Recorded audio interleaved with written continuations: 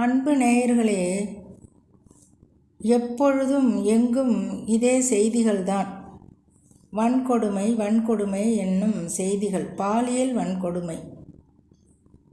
பெண்களாய் பிறந்துவிட்டால் இத்தனை துன்பங்களா உலகில்? குழந்தையிலிருந்து வயதாகி கட்டையில் போகும் வரையில் பாதுகாப்பு என்பது கேள்விக்குறியாகிவிட்டதே. இப்பொழுது மிகவும் அந்த கொடுமை தலைவிரித்து ஆடுகின்றது. என்ன காரணம்?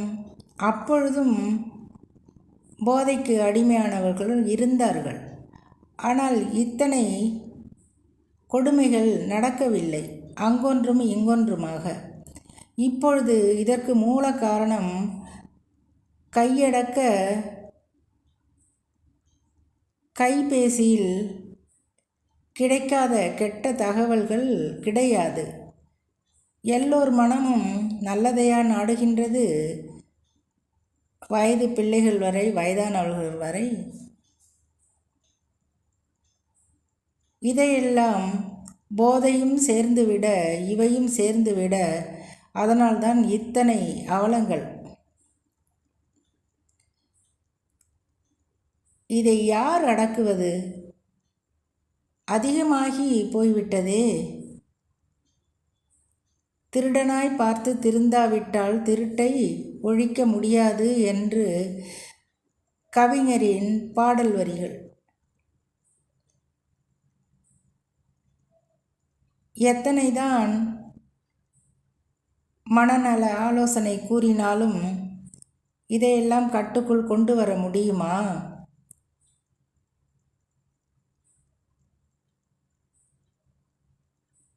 வீட்டில் இருக்கக்கூட அச்சமாக ஒரு காலகட்டத்தில் சுதந்திர இந்தியாவில் பெண்களுடைய நிலைமை இப்படி இருக்கின்றது. எத்தனை உயர் பதவியில் இருந்தாலும் அவளது நிலை எப்பொழுதும் அச்சமுடன் வாழ வேண்டிய ஒரு சூழலாகவே இருக்கின்றது. எப்பொழுது இவையெல்லாம் தீரும்?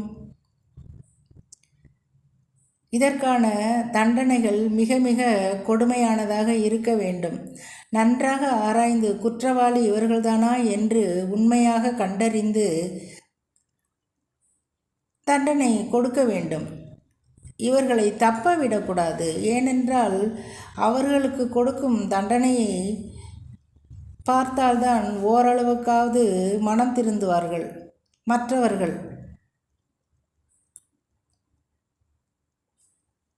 முன்பெல்லாம் ஆபாசமான செய்திகள் வரும் பத்திரிகைகளை மஞ்சள் பத்திரிகை என்று கூறுவோம். இப்பொழுது எல்லா பத்திரிகைகளிலும் ஏதாவது ஒரு செய்திகள் வந்து விடுகின்றது. இது தரமானதாக இருக்கிறதே என்று ஒரு செய்தித்தாளை வாங்கினாலும் அதிலும் வாரம் ஒரு முறை வரும் சிறிய புத்தகத்தில் நடுவில் சினிமாவை பற்றியோ வேறு ஏதோ ஒரு செய்தி வந்து விடுகிறது. ஏன் இப்படி இருக்கிறார்கள்? இதை வைத்துதான் பிழைப்பு நடத்த வேண்டுமா? வேண்டாமே. எப்படி நமது நாடு மதுவினால் லாபம் ஈட்ட வேண்டும் என்று குறிக்கோளுடன் இருக்கிறதோ அதுவரையில் இப்படிப்பட்ட கொடுமைகள் நடந்துதான் தீரும்.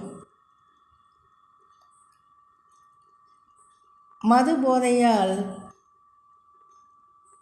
குடும்பத்தில் மனைவி மக்கள் படும் கொடுமையும் அவர்கள் விடும் கண்ணீரும், பிள்ளைகளால் பெற்றவர்கள் விடும் கண்ணீரும், ஒரு சுனாமி என்ன 1000 சுனாமிகள் வந்து அப்படியே அழிந்தாலும் மனதிற்கு நிம்மதியாக இருக்கும். நாமும் போய் சேர்ந்து விடலாம்.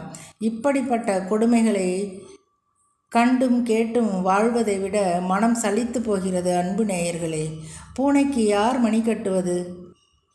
எல்லோருமே பெரும்பாலும் பூனையாக இருக்கும் பட்சத்தில் இது எங்கு போய் முடியும்?